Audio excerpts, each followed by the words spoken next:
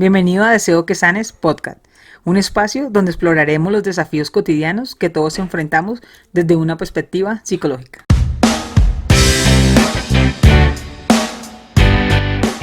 Bienvenidos a un nuevo episodio de nuestro podcast Deseo que Sanes. Hoy con una invitada maravillosa, pero como me gusta siempre, que sean ellos mismos quien se presenta. Alexa, bienvenida a este podcast Deseo que Sanes. Bueno, muchas gracias Diana por esta invitación tan linda. Mi nombre es Jamie Alexandra Peralta, tengo 30 y tantos años, soy auxiliar de enfermería y psicóloga. Actualmente pues dio la bonita coincidencia de conocernos en la especialización de psico-oncología. Ok, Alexa, tenemos ya un ritual y es salud por estar acá. Pienso que salud. Es como este bling que suena, es como cuando se abre la caja de Pandora. Y no sé si sepas, pero la caja de Pandora, el mito de la caja de Pandora, salen muchas cosas, son las cosas malas que teníamos en el universo, las cosas malas que tenemos como personas. Pero lo último que se saca de la caja de Pandora, lo último que está en la caja de Pandora es la esperanza. Y esto es muy enfocado a este podcast, vamos a entrar en cosas que a veces pueden ser incómodas, pero al final del podcast la idea es que tanto tú, yo, como las personas que nos escuchen, sientan eso, que sanaron, que tuvieron la esperanza o que tienen la esperanza de que todo fuese mejor. Así que démosle la bienvenida a este podcast. Alexa, como nuestro podcast se llama Deseo que Sanes, ¿qué sientes que te falta sanar en esta vida? ¿Qué quieres sanar? Cuéntanos un poquito más de ti. Bueno, pues digamos que he llevado un proceso de muchas sanaciones. En este momento de la vida siento que he sanado lo más importante, pero pues siempre hay algo que sanar, ¿no?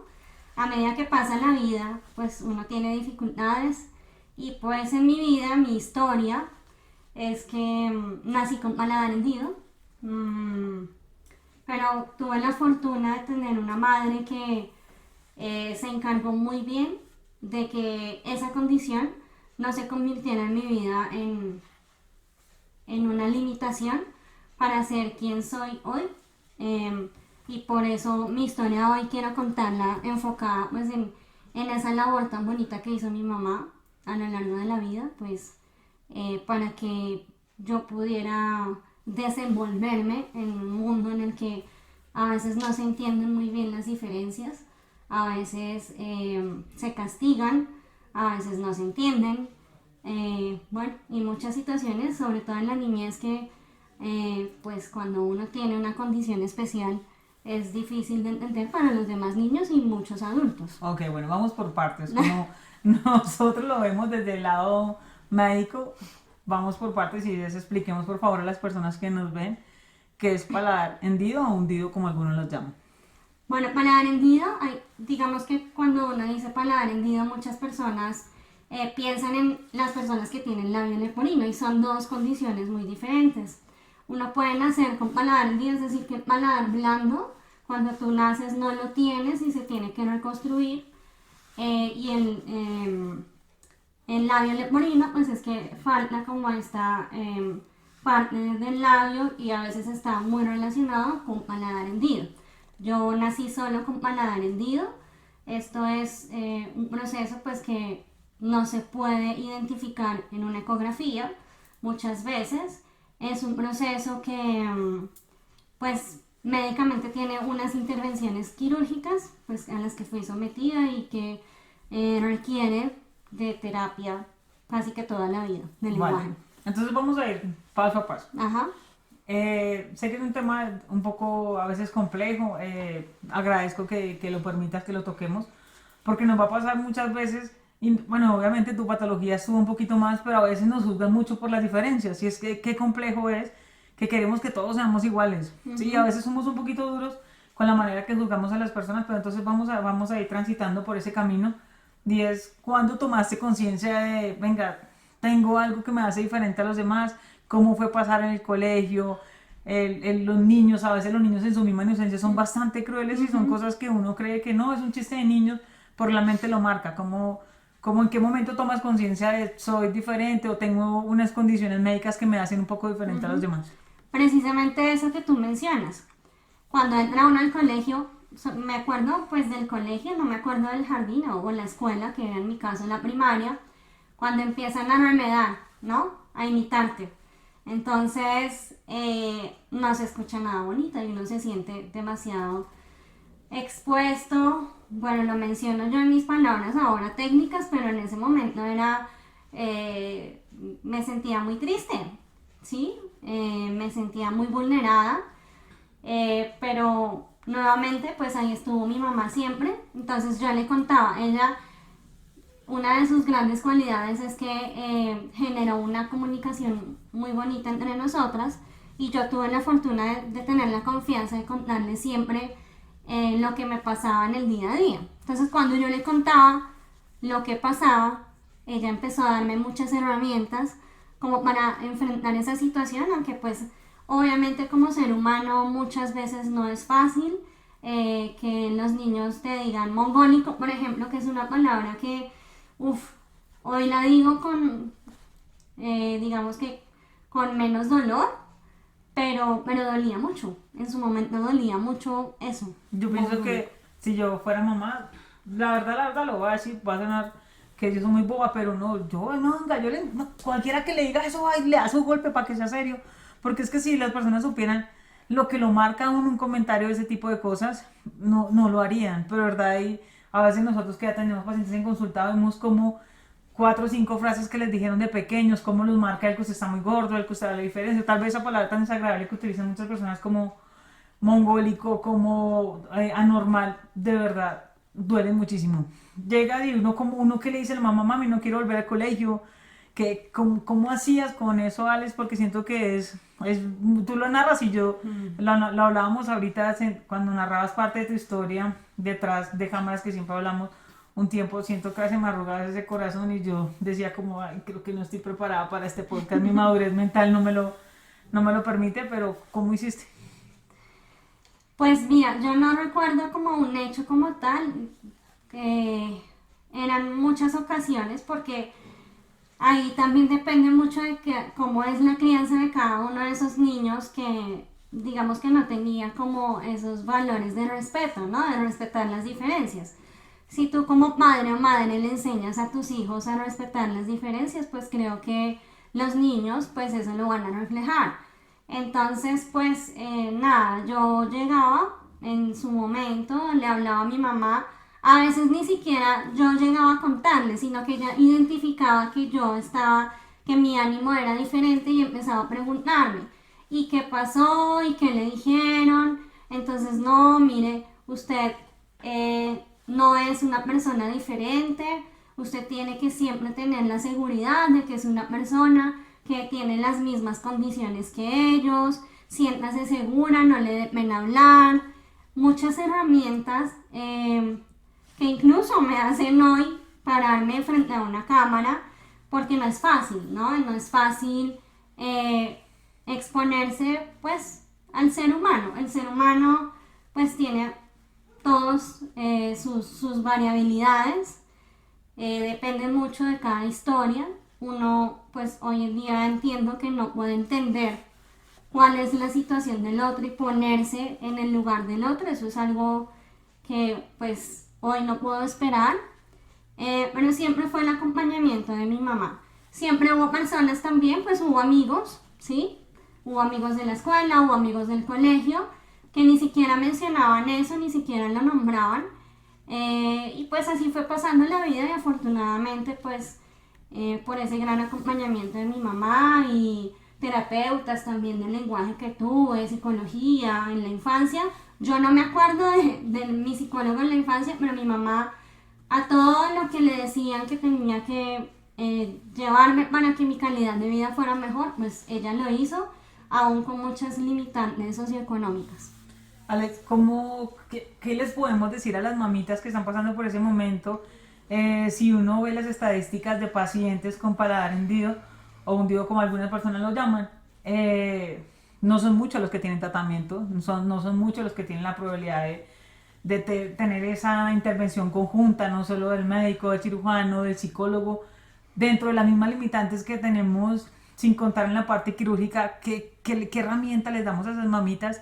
¿Qué herramienta también les damos a los niños que no se sientan diferentes, que sientan que no los hace diferentes ese tipo de patologías? y que tienen el mismo valor que cualquier otra persona, porque es de las cosas que es un poco más complejo y es entender que uno vale por lo que yo siempre les digo a la red con la que yo trabajo, vea, lo más importante que uno tiene en la vida es lo que tiene acá, lo que tiene acá. Para mí es mucho más importante lo que tú tengas en el corazón que los conocimientos que tengas. Entonces, ¿qué les das a ellos? ¿Qué herramientas les damos tú que ya pasaste por eso?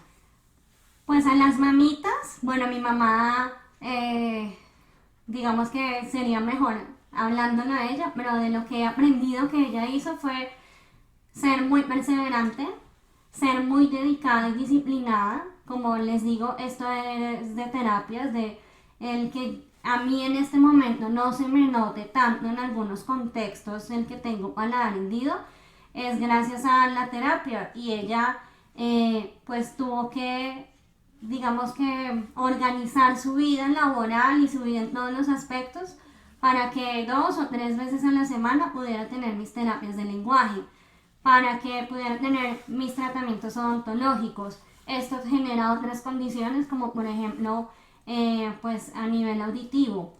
Entonces fue la perseverancia y la disciplina, estar ahí muy pendientes de la comunicación, de qué genera en el contexto escolar, que es donde pues el niño puede estar más expuesto, qué pasa en ese día a día, estar como muy atentos a eso, las mamitas o los papás también, porque hay papás muy dedicados, y escuchar muy bien y no invalidar.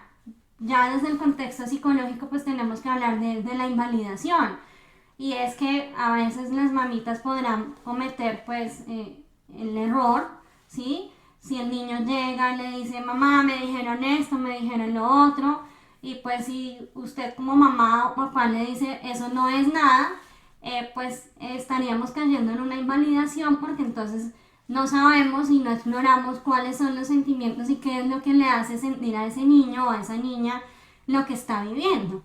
Entonces, escuchar, crear una muy buena comunicación.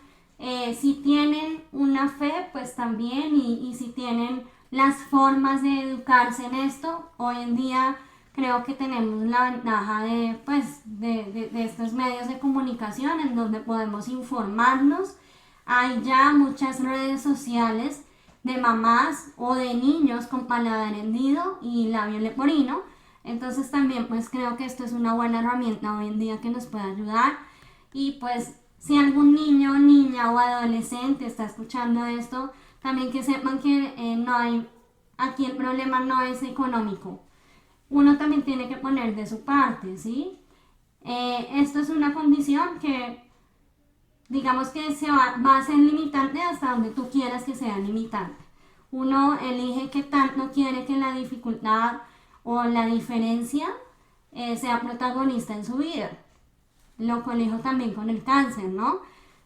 Uno decide, y lo hemos visto, qué tanto protagonismo le quiere dar uno a una enfermedad o a una situación difícil. Mira, es que me parece súper bonito y obviamente no nos vamos a quedar en la patología porque me gustaría que avanzáramos a otros temas, pero sí es muy importante que hablemos de eso, de la comunicación. Sí, a veces la comunicación creemos que es hablar y hablar y hablar, y gran parte de la comunicación es solo escuchar. Escuchen a sus niños, véanlos cuando entren el niño. A veces los pacientes a mí me dicen, doctora, es que mi hijo no habla. Y yo digo, ¿por qué? Porque es que él llega al colegio y yo le pregunto cómo le fue. Él me dice bien. Y yo le dije, pero si tú solo le preguntas cómo le fue, va a tener 2 respuestas, o bien o mal. ¿Qué necesitas? Ampliar las preguntas. ¿Con quién compartiste? ¿Quién es el compañerito más chistoso? ¿Quién es el menos? ¿Quién es el más inteligente? ¿Con quién te sientes bien? Porque obviamente podemos hablar de tu patología, pero no solo eso, podemos hablar de todas las cosas que un niño puede estar pasando, y tal vez decimos, mi hijo no habla, pero ¿será que es que mi hijo no habla o yo no la estoy escuchando? Entonces quería empezar con ese pequeño tema, Alex, pero no menos importante. Hoy en día, psicóloga, trabajas con un oncólogo, trabajas en el Hospital San Ignacio, y yo quiero que vayamos a ese lado. Porque si ya tuvimos un poco muy por encima contado cómo es tu historia, y me gustaría que habláramos cómo llega Alexa a trabajar en cáncer, en especialmente, o sea, como si tú lo vieras desde este lado, uno dice, no venga esa niña, escasos recursos, que tú misma lo narras, paladar hundido, no salen de cirugía en cirugía, de terapia en terapia. ¿En qué momento sientes que la vida se transforma y pasa uno de ser la eterna víctima a ser uno el protagonista de su historia, porque siempre yo digo, cuando uno se levanta en la mañana tiene dos opciones: o eres el protagonista de tu historia o eres la eterna víctima. ¿Cómo hace Alexa para llegar a un día donde está Alexa, trabajar de la mano de un doctor oncológico y trabajar con tantos pacientes oncológicos? Hoy en día entiendo que mi vida tiene un propósito y que digamos que todo lo que he transitado en este camino pues ha sido para cumplir ese propósito, y es el apoyo al paciente con cáncer, que inició desde el año 2009 como auxiliar de enfermería, como practicante de auxiliar de enfermería, que fue, digamos, que la época en la que descubrí la vocación que tenía. Digo, la descubrí, en ese momento no sabía que era una vocación, simplemente sabía que me gustaba, me sentía útil y sentía que me desenvolvía muy bien en lo que hacía. Y pues todo ha sido como, digamos que no ha sido proyectado. Yo no me proyecté como auxiliar de enfermería, pasaron cosas en mi vida en las que pues dije, a mí lo que me gusta es el trato pues con las personas. De hecho quería ser médico. Empiezo pues en esta carrera de auxiliar de enfermería, inicio con pacientes oncológicos en esa misma época. Pues he tenido mucho trabajo autónomo, me ha gustado ser autodidacta, y eso ha permitido pues que pues el entorno médico tenga mucha confianza en lo que hago. Eso me ha dado mucha seguridad, y eso creo que es un tip importante, y es que si tú estudias y te preparas para lo que haces, pues puedes tener seguridad de hablar de lo que estás haciendo. Y pues en mi trasegar siempre he querido progresar. Mi madre siempre estaba ahí para decirme, progrese en lo que usted quiera, pero progrese. Y después de unos años de ser auxiliar de enfermería, de trabajar en diferentes áreas, administrativa, en sala de quimioterapia, como asistente de oncólogos y hematólogos, que ha sido pues la mayoría de la trayectoria que he tenido, pues alguien me dice, usted escucha bien, y a usted la escucha bien la gente, los pacientes. He tenido la fortuna de que la mayor parte de mi trabajo ha sido al lado del médico, ¿sí? Y pues los médicos con los que he podido trabajar pues han identificado en mí, lo identificaron primero ellos que yo, esas habilidades para escuchar y de pronto para decir las palabras apropiadas en momentos tan difíciles como lo son esas primeras noticias de tienes cáncer o tienes una recaída. Bueno, tantos escenarios que se dan en la oncología. Y pues...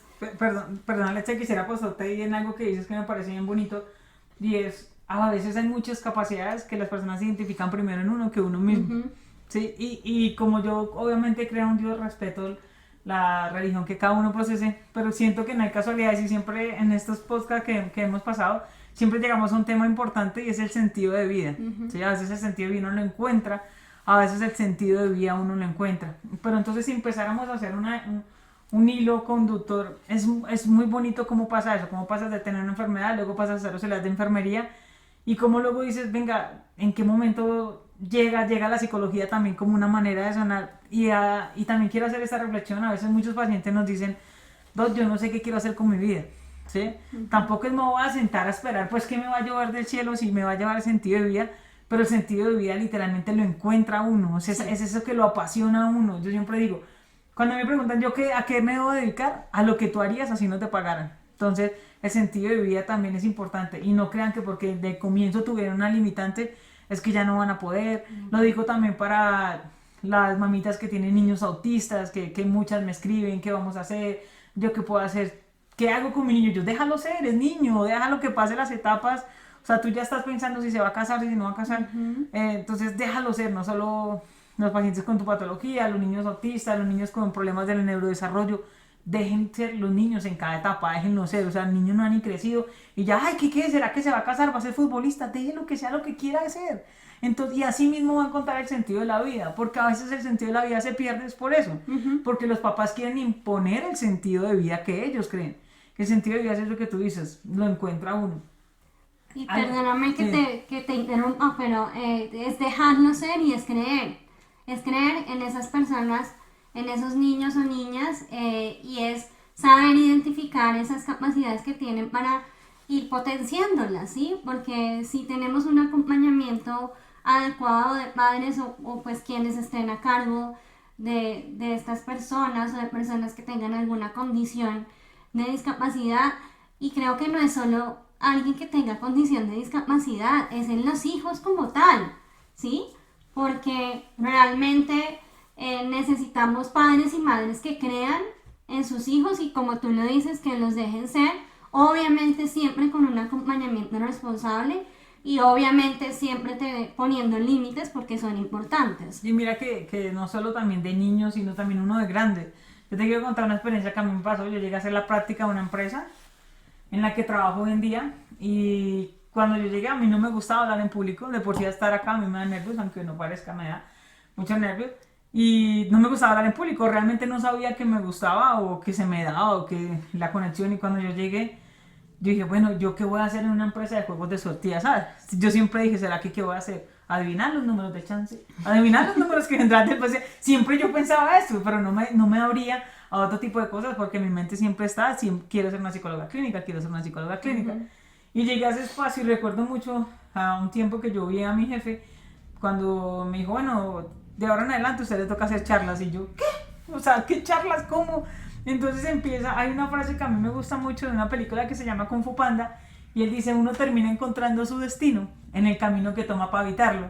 Entonces evité llegar tal vez a esa empresa, hoy en día agradezco a la vida, a Dios el tenerme ahí, he crecido como persona, pero también fui encontrando cosas que no hacían parte de mí o que creía que no, eso como el hablar en público, el sentir que me genera tanta satisfacción, el ayudar, y siento que el sentido de la vida también, uno cuando digo, ¿cuál es su sentido de vida? Ayudar, la gente me mira como, estos psicólogos todos están igual de locos. Sí. Sí, o sea, porque muchos, nosotros que estamos en un contexto psicológico, muchos dicen, ¿cuál es su sentido de vida? Ayudar, y uno, yo, si yo hubiera escuchado eso años atrás, diría, y ajá, sí, como que ayudar en qué, ¿Cómo? y sí, o cómo va a conseguir la plata, porque uno siempre piensa en eso, ¿no? Ajá. Bueno, y ayudarle a dar plata, y usted qué va a vivir de ayudar. Entonces, para cerrar esa partecita del sentido de la vida, no solo es del niño, es de grande, es en algún momento uno dice, venga, ¿qué estoy haciendo con mi vida? Entonces también es parar y decir, venga, ¿será que lo que yo hago sí me es lo que me gusta? ¿Será que en el lugar que trabajo es el lugar que me gusta? ¿Será que la vida que vivo? Y no estoy diciendo pues ahora váyanse a todos a separar, pero ¿será que el matrimonio en el que estoy sí es el matrimonio que me hace feliz? Porque yo no sé cuántas días tengan ustedes o cuántas días tenga Alexa, pero yo solo tengo una. Y si en esta, que es la única que tengo certeza que voy a vivir, no la voy a disfrutar, pues estoy a partir tiempos maravillosos. Ale, quería preguntarte, hoy en día es muy normal, se dice las organizaciones mundiales de la salud que en unos años el 60% de las poblaciones van a tener cáncer. ¿Qué hacemos para que las personas detecten el cáncer a tiempo? Para que digan, pucha, siento que no me siento bien, no, que no normalicemos tal vez síntomas que podrían ser muy complicados. Tú que trabajas de la mano en un instituto de cancerología, por favor, Pues mira, ilumínanos. a lo largo de estos 15 años ya trabajo con la oncología. Lo voy a decir en palabras muy sencillas y es escuchen a su cuerpo. El cuerpo a uno le habla, ¿sí? Muchas pacientes, y estos son relatos de la vida real, yo no me sentía bien, yo sentía que algo estaba pasando conmigo. Digamos que hay unos tipos de tumores que son mucho más fáciles de identificar, como el cáncer de seno. Entonces todo el tiempo nos están hablando de la campaña, del autoexamen y esto. Pero hay otros tipos de tumores que no se pueden ver, no se pueden detectar. Pero, por ejemplo, el cáncer gástrico o los tumores gastrointestinales que son muy frecuentes en nuestra población, si tú vas al médico porque tienes gastritis, que llamamos acidez todo el tiempo, te dan omeprazol, te dan esomeprazol, vuelves y te cambian el medicamento y nunca te solicitan una endoscopia, pues ahí hay que revisarlo. Si tú tienes un síntoma repetitivo, tomas algún tratamiento y no te funciona, eso es una alarma, eso es una señal. Entonces, Mi consejo práctico es escuchen a su cuerpo, pero yo siempre lo hablo en todas nuestras conversaciones y debates y es, ¿por qué no tratamos más bien de prevenir muchas cosas?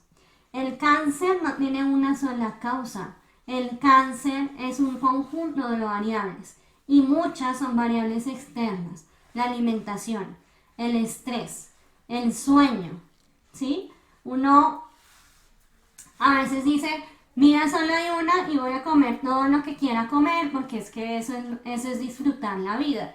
Y yo no estoy en desacuerdo con eso, pero hay que tener un equilibrio, ¿sí? Si tú todos los días comes hamburguesa con gaseosa o comidas de la calle, ultraprocesados, pues ahí le puedes estar dando un riesgo mayor a tu cuerpo de que desarrolle una enfermedad y no solo el cáncer. Alex, porque es perdón, que- yo te interrumpo, yo soy muy boba, tengo que interrumpir porque tengo que Ajá. contar algo. Ayer íbamos tarde para la especialización, bueno, íbamos porque nos encontramos.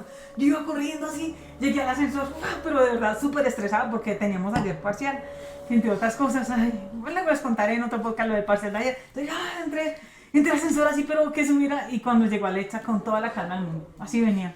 Y yo, Alexa, vamos tarde, va a empezar el parcial. Momento, Diana, no me estrese porque me estresa mis células y luego yo voy a estar eliminando cortisol. Y yo la miraba como, ve, ¿y esta qué le dio? O sea, ¿por qué no puede decir, sí, vamos, apúrele, cerremos? No, ella pensando que en las células que se estresaban, en el cortisol, y de verdad, cada que comparto con Alexa, yo digo, de verdad, los psicólogos están un poquito mal. Pero otra cosa que les quiero contar respecto a la comida, yo lo voy a decir porque me parece chistoso, pero de verdad hay que tener mucho cuidado con eso. A nosotros a veces comemos mal, por los mismos turnos que tenemos, porque vamos de un lado para otro. A mí me pasa que muchas veces el carro de mi jefe ha sido mi restaurante, entonces mientras voy viajando voy comiendo. Pero nos pasó algo muy chistoso y era que estábamos en una clase y era tarde, no sé, digamos que era como 9 de la noche de un viernes, y una compañera de nosotros, Camila, tenía unos paquetes de papas, ¿sí? Entonces Camila, Alexa, ¿quieres? Y Alexa, no señora, no quiero, eso tiene 3 sellos negros, yo no voy a comer eso. Y Camila, ok, y ella seguía ese ruidito tan sabroso de la comida que... Y yo como a la media hora de la clase, calculé no sé qué hora era, volteaba otra vez a Camila a decirle, Alexa, ¿quieres comida? Y ella, tiene 3 sellos. Bueno, siguió comiendo, como al ratico la miró otra vez, Camila está valiente, siempre le quiere dar comida a Alexa. Y ella, bueno, me lo va a comer uno, pero no coma esto porque tiene 3 sellos. Entonces, pero parece chistoso y quería decirles una bobada porque yo estoy toda ahorita. Pero es bien importante eso, lo de los sellos, en serio. O sea, uno dice, ay, no, qué bobada, tiene 3 sellos, yo no le pongo cuidado. Pero eso que tú dices, tienes mucha razón. La alimentación, el azúcar, ¿sí? En muchas cosas, el ejercicio. El ejercicio nosotros lo recomendamos eh, porque ni siquiera no lo tome porque, ay, no, para adelgazar. Tómelo como, qué liberador es uno en la mañana. Sí. Cuando uno camina, uno se aliviana la mente. Yo aprendí a veces que, yo a veces me estreso en el día, aunque no parezca. Como que me enoja y me pasaba mucho, a veces con mi jefe que yo peleaba y yo, ay, mañana le damos porque ahorita estoy de mal genio. Pero me subí a la caminadora y como que se aliviana la mente. No lo voy a hablar químicamente, sino vean cuando estén enojados, salgan a caminar, como dice, le escuchen a su cuerpo, venga, estoy caminando y me duele, comí, siento que tal cosa, entonces empiecen a detectar, comí tal cosa y me duele, ¿será que fue esa comida o es toda la comida? Es bien importante eso que dice Alexa, y escuchemos nuestro cuerpo, escuchemos las señales, o sea, no es normal que nos empiecen a salir bolitas, no es normal que toda la comida me siente mal, Ujú. no es normal que todo el tiempo estemos cansados, digamos cositas cortas que qué más no puede ser normal, No Alexa, es como normal sentir que todo el alergia. tiempo estemos estreñidos, no es normal que todo el tiempo nos sintamos cansados, no es normal que todo el tiempo sintamos fatiga en las piernas. Digamos que hay muchas señales, no es normal que me dé sudoración excesiva todo el tiempo y más si estoy en una, antes, si somos mujeres, antes de lo que llamamos la menopausia.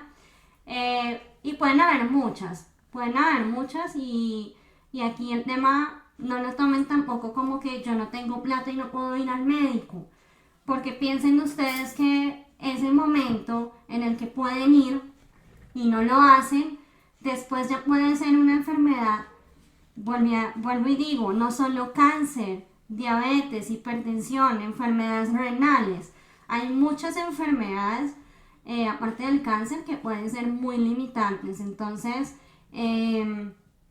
es tener en cuenta pues detalles, pero insisto mucho, tratemos de prevenir. Tratemos de prevenir, o por lo menos como Diana nos está contando, de detectar a tiempo, porque eso nos puede pues evitar mucho sufrimiento, y no solo a nosotros. Tenemos siempre un entorno y tenemos una familia que también se ve afectada con este tipo de diagnósticos. Alexa, y obviamente me encantaría quedarme acá hablando contigo, así como en la universidad pasamos horas hablando y hablando, pero entonces quisiera cerrar este espacio con 3 reflexiones, tal vez sin un hilo conductor como tal, pero la primera, valoren esas diferencias.